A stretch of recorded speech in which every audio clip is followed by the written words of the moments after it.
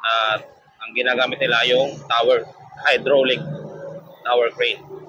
So mga scaffolding, mga kababayan, ang inaano dito. Yan pong update natin dito mga kababayan. No? At doon tayo mag-U-turn or babalik sa bandang tulay na. Titingnan natin yung mga ano din dito. So madilim pong area. Liwanagan natin yung ilaw. Ito yung isang hukay pa dito mga babae no, na gagawing poste. At dito, meron din dito pa isa ito mga babayan. Isang poste pa to dito, napakalaking hukay at napakalaking butas.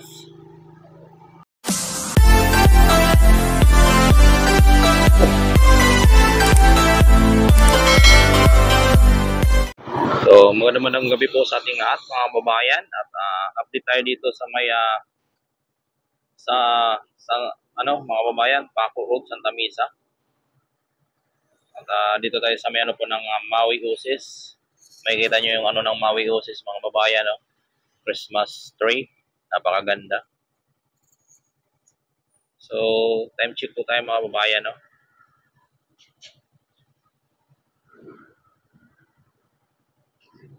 So, may ganap din dito mga babayan. So, time check po tayo mga babayan ay alas 12:03 na po ng gabi or umaga na to.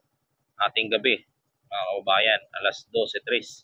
So, doon naman sa in-update natin sa may NLEX connector din doon sa may Ramon Magsaysay 1157. So, dito may kaganapan dito rin mga kababayan sa gabing ito.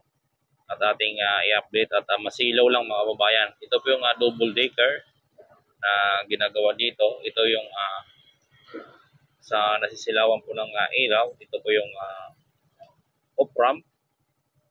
At ito naman yung magdudugtong doon galing sa may Magsaysay Boulevard. At ito ay magiging double decker na area dito mga kababayan.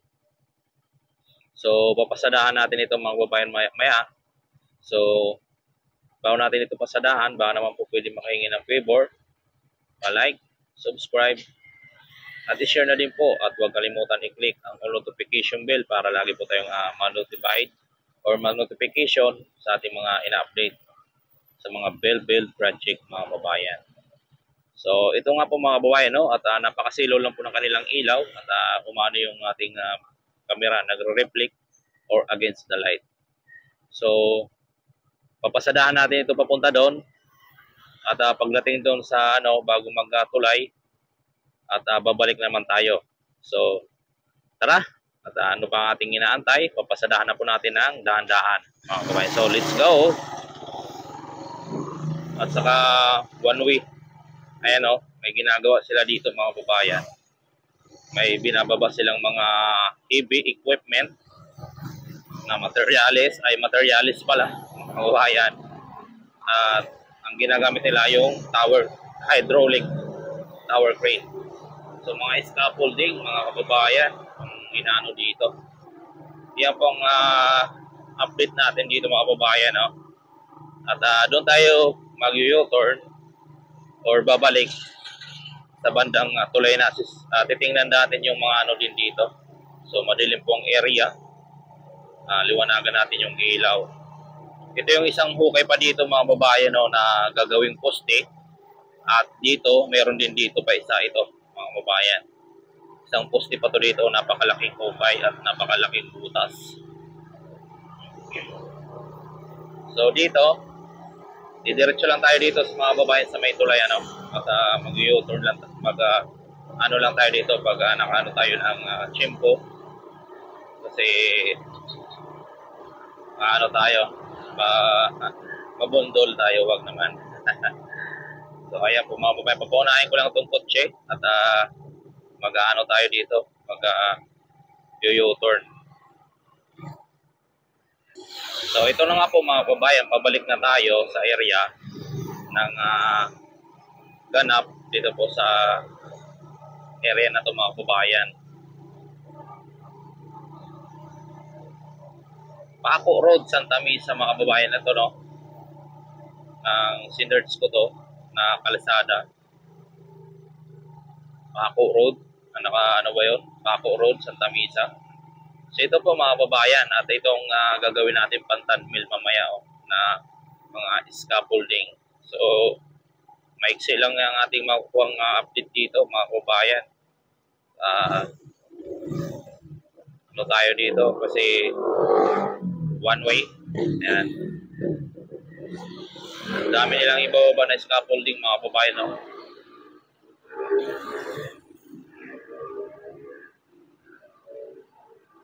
Makikita nyo naman yung mga in-install na bakal ang area. Halos 2 pulgadas lang yung mga kababayan ng bakal, agwa. Ito po yung mga kababayan, Yan. Dito. Mga scaffolding, yung binababa mga kababayan.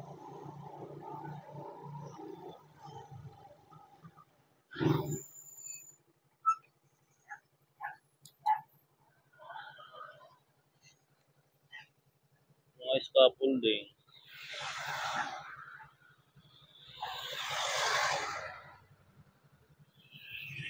Kita nyo naman mga kababayan itong mga bakal. Yan. Ganyan yung mga binababa nila ng ganyang bakal na gagawing scaffolding. Yung napakalaking truck doon.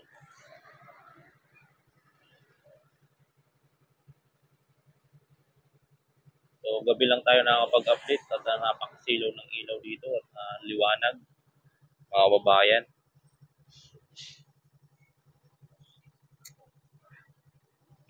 Kaya hindi tayo maka-update ng araw.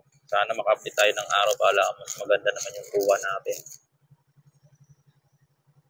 So yan lang po mga kababayan, At ayan nagbababa nga sila,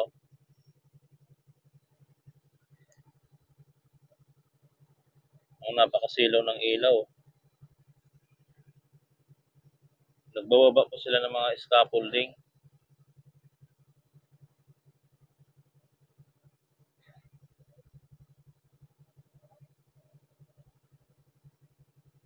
So ayan po mga kababayan, yung update natin ngayong gabi dito sa may Maui Osis area.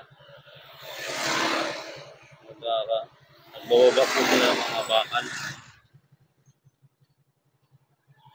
So masilaw lang ang mga ilaw, lalo pa sa mga sasakyan, ilaw. Kaya hindi tayo makaano ng magandang video. So yan lang po mga babayan, at maraming salamat po sa inyong lahat. Sa wala niyong wasawang pagsuporta kay Chief Motovlog mga babayan. At hanggang dito na lang po ang ating video. Gabi na. At masilaw din at hindi tayo makaano ng maayos. So maraming salamat. God bless and advance Merry Christmas and Happy New Year.